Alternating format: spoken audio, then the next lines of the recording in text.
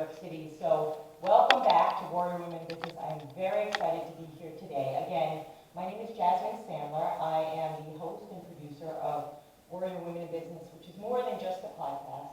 It's really a movement to help women and strengthen women by bringing women together under opportunities that provide education, mentorship, and entertainment.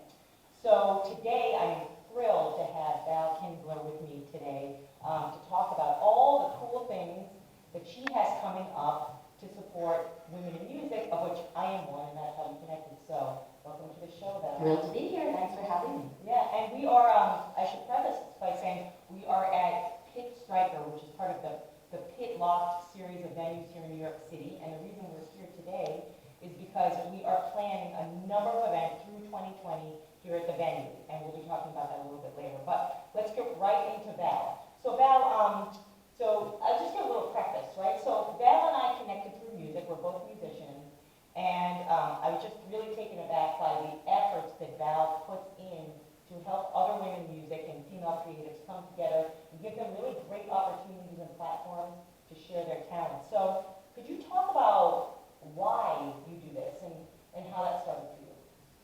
In 2014, my kid was still really young, and being a mom in rock and roll, I had compassion towards mothers who were still trying to be artists. But I noticed that hanging out with guys all the time for years, musicians, they had a good camaraderie among themselves, but I didn't see that so much going on with women. Oh. And I think that it's a societal issue, like the women feel maybe less secure inside of themselves, or I don't know what it is. They think more about how the world sees them on the outside. So I wrote a song called Rock and Roll Women, as in rock and roll women need no forgiving, we're just trying to make a living. Driven to extremes forbidden, let's raise a torch for rock and roll women. And then I recorded the song with a nonprofit label called Recording Artist Development. And basically I was inspired to create my first event in 2014 at Hammond B3. And in New York, right? New York City, that's right. That venue, unfortunately, is now defunct, like so many other venues. Oh, according to New York, yeah. Speaking of which, the rent's very high, and et cetera. And we love the Pit. Yeah, we love the Pit. This is why we're here. Keep going. Anyhow, so it was a vast array of talent, and some of them solo acoustic, some of them more roots-oriented, some of them more glam pop-oriented. Yeah. Basically, the vibe that I try to retain and to spread with folks is unity in the community, inclusiveness, and a warmth, and a feeling of rising to your fullest potential without the threat of a competitive vibe. And that's really not an easy thing to achieve in the entertainment industry at all. Right. Yeah, because pending all the closures of the venues and all of the bands who are trying to get seen, and the onslaught of media promotional stuff that comes your way, and companies that try to exploit artists when they realize they're trying to catapult themselves up to the next level. It's a real problem. So I'm trying to maintain a grassroots, hopeful effort. Use a sense of healing alongside this effort. So that's it. Basically, that's it. That's it. That's well, it's a lot of work. It's a lot more work than I bagged on, but and it's a labor of love at this point. But having met you, a businesswoman, warrior woman in business, that's helping to align things in a more proactive manner, so that we can actually. I'm speaking to some sponsors now and trying to attain funding, so that we can get some swag happening and actually create something where the women can go in and record songs and do topical songs. Yeah. And the events basically have concepts based around them. Sure. So yeah. Got it. So I've had a lot of different guests on this podcast and at our events as well as speakers, and every single one of them, it's warrior women in business. It used to be Wonder Woman in business, who is a warrior, so it's the same thing. But they all have these stories of inspiration, something or someone that inspired them to be where they are and to go where they go. Do you have a person or an instance that really inspired you? There are several. I mean, when I grew up in a family of 4 boys, and my father was very old school, Germanic, European, women are kitchen cleaning and housework. Oh. All I really had to express myself was the baby grand piano. And my brothers used to shoot spitballs at me as I sat at the piano I had and crank brothers up the too. TV. I got you. Yeah, we have that in common. They used to beat me up, yeah. Oh, yeah, there you go. So I had to fight to be heard. Yeah. And I identified with a lot of old school female blues artists and gospel singers from back in the day. Yeah. I would listen to the radio a lot, and I went to Berklee College of Music to study jazz. And I'm really, the story in people's voices, the story, it's not just being a pretty face. It's not just being, the difference between showmanship and showboating. Note the distinction, right? Because I want to hear the story, and I don't want to hear somebody just sing with perfect pitch, who looks beautiful, who's like got liposuction of the ass. I want to feel. You want to feel. I want to feel where you're at, and that's going to inspire me because music is the ultimate universal language. Let's communicate. Let's reach out. Let's rise up together. That's my goal as a musician, and those women who had to fight so hard, the Bessie Smiths, Nina Simone, All those stories of the jazz singers. Mahalia Jackson, a lot of soul singers, that really inspired me, including, the Grace Slicks, of course, Janis Joplin, and lots of interesting stories about how I got introduced along the way to some of my favorite female inspirations. But it makes me sad to realize that sometimes women are only referred to as the singer. And the guys in my band, they still have a habit of doing that too. Oh yeah, Val, she's a singer and she writes the songs. Yeah. I'm like, yeah, I also play piano, I play guitar, and a full round. yeah, exactly. And I play solo as well as playing with a band. But there's that stigma. So we need to, I think, dignify rather than stigmatize the role of women in music. That we're not simply pop parts. It's not about TNA. It's really more about getting the message out from heart and soul and helping other women and men, for that matter, feel empowered and strong enough to rise to their fullest potential. Yeah, I love it. So, I'm also a singer in a band, lead in a band. And you're wonderful.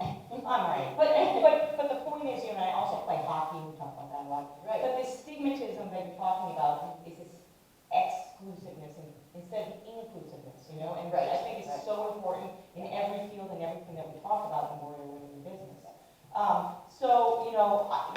My love is music, your love is music, right? So, what pieces of advice would you share with anyone out there? And we both know what the industry is like, that it's difficult, and you're making a big change in it. But what pieces of advice would you share to a woman who either is also a musician, that's maybe struggling to be heard, which is, I love that you said that, to be in a community or to get into the industry? Because there's a lot of women, that come to our events that are also musicians. Yes. I think the number one ingredient is you've got to have a fierce passion for your art. And you've got to surround yourself with people who are going to help you to reinforce your confidence and get clear about your creative intent. And I found for myself, going out to open mics in the beginning helped me a lot. Yeah. That's how I developed and crafted a lot of my songs. I also exercise a lot. I walk a lot, and while I walk, I'm writing. It's kind of like meditation in motion. Yeah. So I love that you're so active in sports because I think that's imperative. I think that any woman in music needs to pick up some piano or basic guitar skills, and also surround yourself with a very strong, loving support network that's going to constantly keep you motivated, but also get up off your butt and take chances, take risks, go out there. I can't sit here and say that every show I've done has been like blissfully amazing. There's been a lot of oops and daisies along the way, but it's always a learning curve, a learning experience. And be prepared to haul a lot of gear. If you want to get it right, baby, stay in shape. Hauling gear. Whether it's for a podcast or a show. That's why Val and I are so strong. We're always hauling gear. That's right. But, so one thing that I think is really, and I just want to know what you said there, which I think is interesting, because I'm split between the music and the business, right? And what you said, all of those issues, those challenges, and those attributes that you need to succeed in music, you need to succeed in business as well. Because you have to be a badass, you have to be fearless, right? You have to have the passion. So whatever it is, whether it's music, fashion, film, law, finance, it doesn't really matter, right? You have to have all of those attributes, especially as a woman. Absolutely. Right? So yeah, I think that some of the stuff I've encountered along the way has been, I am a type A personality that once I'm on a mission to get something done to completion, Cheers. I will keep on. Yeah, cheers. Well, it's bad to toast with water, but we're lucky women in rock and roll. But we hold that in common, Miss Jasmine. You know, as assertive women, it can sometimes be confused with being aggressive. And I think a lot of folks feel threatened by that at times. I'm not saying all the time, but there have been moments where I have approached a venue owner after a successful show and said, let's take it to the next level, let's do this. Oh, well, I don't really know. Well, in other words, slow down, honey. Slow down, honey. You know, you're getting a little full of yourself. So not only are we expected to look good, sound good, but we can't Play by the rules. Yeah, you've got to play within that particular demographic and work with the vibe. You've got to be a bit of a mentalist.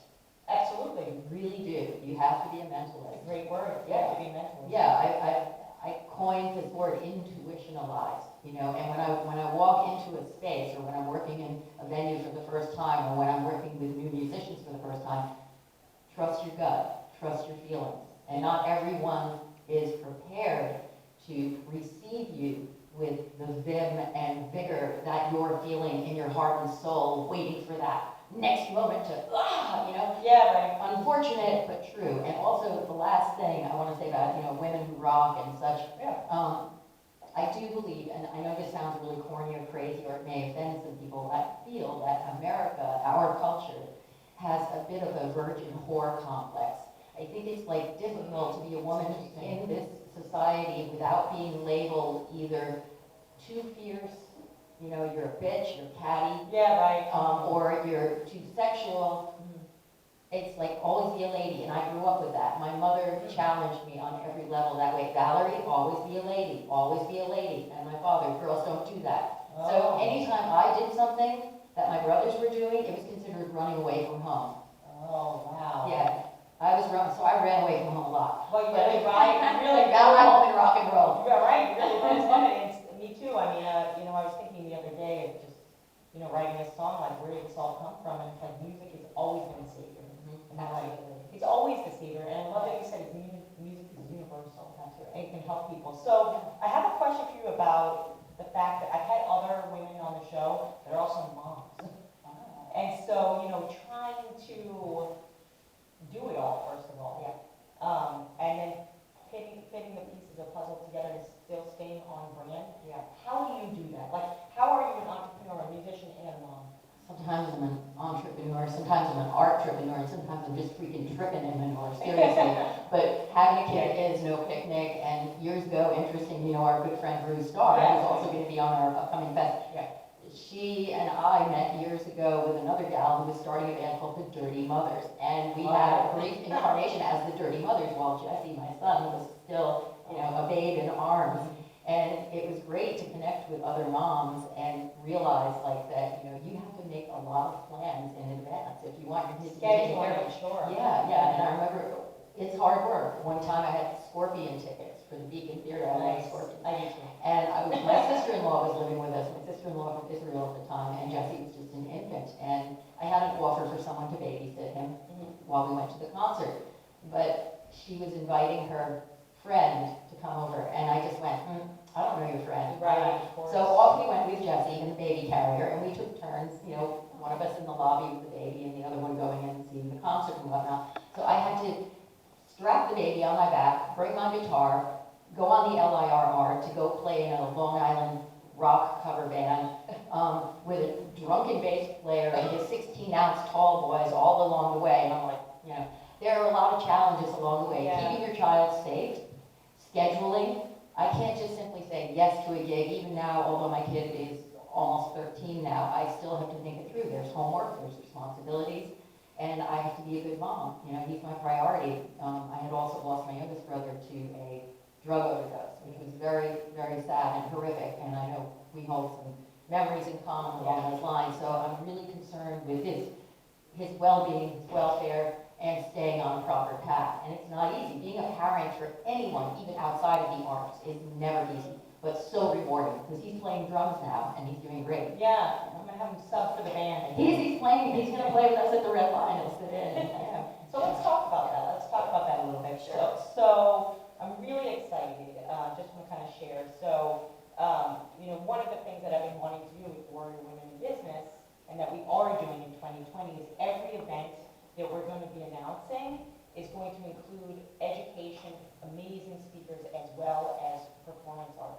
Whether it's music, or here at the Pit Striker, we're going to be doing actual theater, one-woman performances.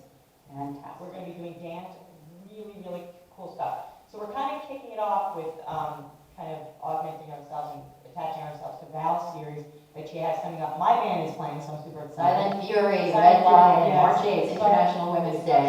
We actually, so we really believe that everything that we do can help the community. And so what we're doing with the design of this shirt and the sales of this t-shirt is we're going to be taking a percentage and giving it to support other women's groups like we did with the domestic violence shelters. Totally awesome. So, that's what we need to do as women. We need to help. So anyway, so let's talk a little bit about what you have coming up, these really cool events. So talk about, the series, what's coming up, the venues, what people can expect. This is the first year we're doing a full-length fest, 7 days of music. And it's a lot of work. I just am exhausted. And tonight I have a rehearsal with the Chicks and Axe group that evolved out of last year's event. But, oh God, the first event is at the bitter end. It's featuring a singer-songwriter at 6 p.m. and then we have Myrna and the Bull. And what's the date on that? It's going to be March 3rd. So March At the 3rd is bitter the end, first day. from 6 p.m. till 8 And, p.m. event number one. and it's all under, although this is a small sticker.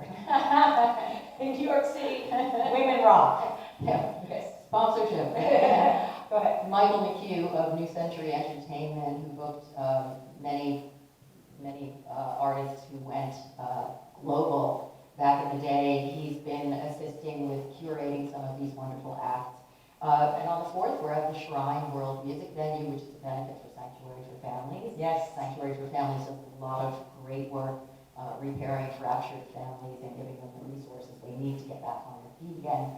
And we are from 7 to 10 p.m. at the Shrine World Music Venue. And that is where? Great. It's in Harlem, darling. That's in Harlem. It's in And the Harlem. bitter end is, for the people who don't know it, Bleecker. Bleecker, Bleecker okay. Street, yeah, Just 147. because not everybody knows. I gotcha, you're right.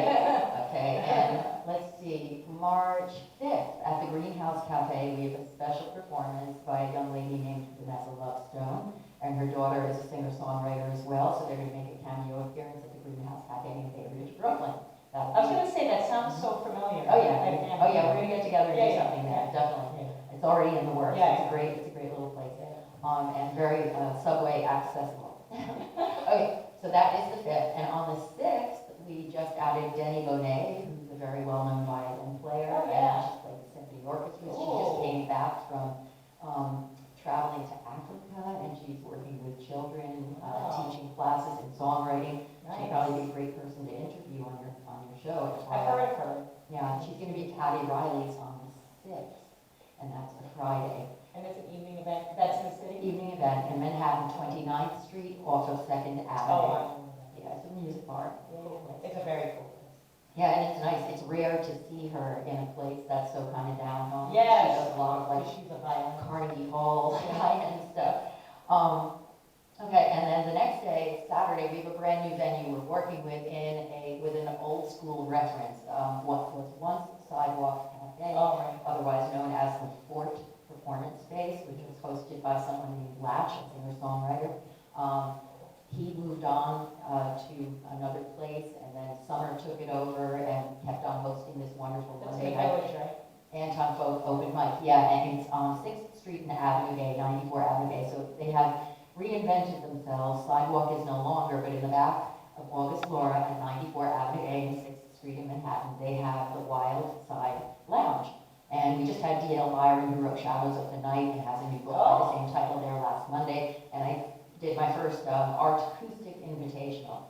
So we'll be doing more of those. And on Saturday the 7th, well, Saturday the 7th, we're having our New York City Women Rock Fest there, featuring two Emilys, Emily Fenton, Emily Frumgen, and Viola Lizzie's going to do a set, and then my band, Val Kinzler Band, is going to do a set, which is long overdue because, yes, Right. long overdue because it's a lot of work. I just have to add that sticking to your performing rituals And practicing is really imperative Critical. and important and critical. And when you get involved in promoting others and they start looking to you to promote them, it's a really fine balance. It's a really fine balance. So that's one of my main challenges right now, creative balance with business sensibility.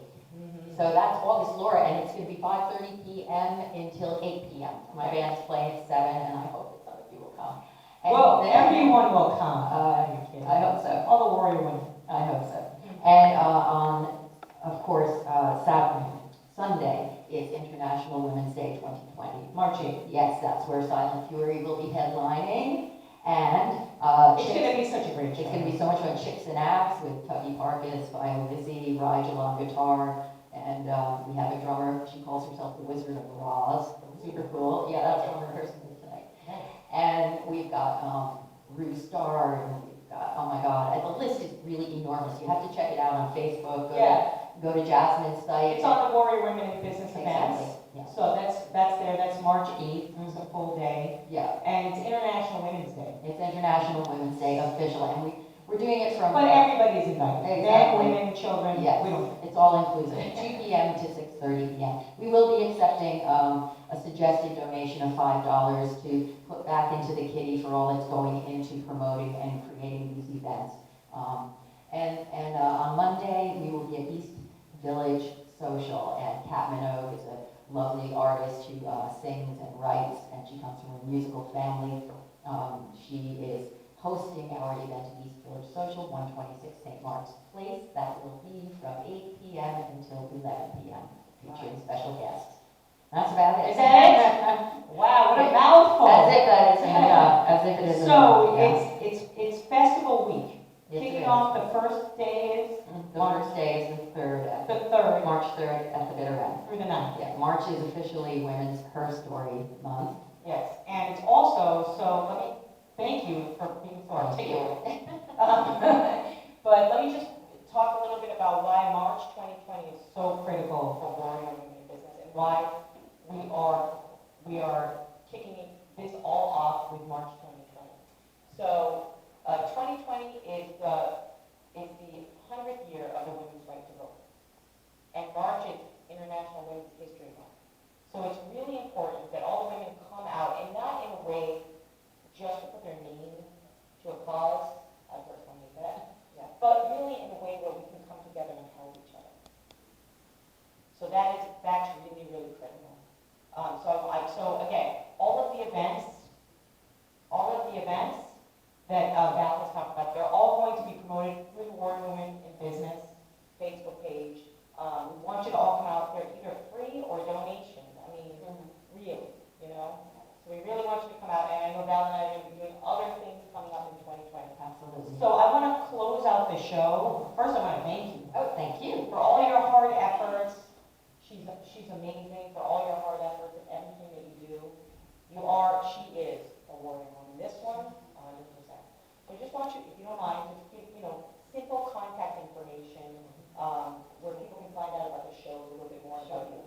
Okay, just go to facebook.com, Val Kinzler, Valkinzler, on Facebook, or go to NYC Valkyrie, Valkyrie on Instagram, or valkinzler.com. Okay, I think my mic is not working that well. So, And then private message me and let me know where you're at, and let's keep the bond inspired. let's keep it inspired. So it's valkinzler.com. You can find everything that you want to know about Val. But more importantly, come watch us perform. Yes. And all the other amazing women. There's so many amazing female musicians in New York City. Yeah. So prior to this band, all the bands I were in, I thought it was just one guy. But now there's a whole community of women. Yeah. Female musicians, artists of all types. We encourage you to come to our events and get involved because we want to support you. So, Thank you for supporting living artists and live art. yes, as opposed to buying their things when they die. So again, I want to thank Val for being on the show, and she looks forward, and I look forward to meeting you at the upcoming See you at the week of fest. events. Yay. All right, so signing off for episode 19 of Warrior Women in